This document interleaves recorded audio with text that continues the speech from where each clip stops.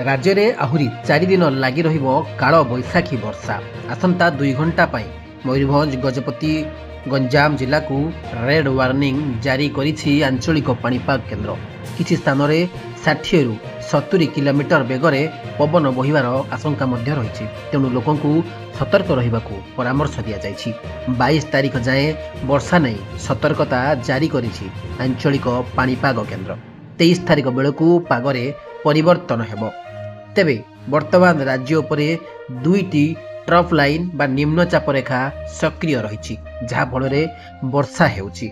आगामी 3 दिन अधिकांश स्थान में हालुकारु मध्यम धरणर वर्षा हेबाकू थिबा बेले 2 दिन परे 2 रु 3 डिग्री तापमात्रा बढ़िबो बोली पाणीपाग केन्द्र आकलन करिछि।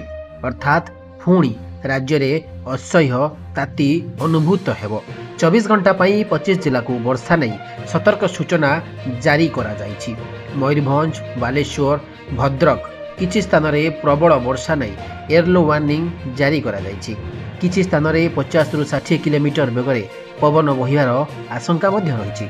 सेहीपरि मयूरभंज बालेश्वर भद्रक जाजपुर कटक जगतसिंहपुर पुरी खोर्धा नयागढ़ गंजाम गजपति रायगड़ा मालकानगिरी कोरापुट ए सब स्थान में बिजुली सह घड़घड़ी वर्षार संभावना रही।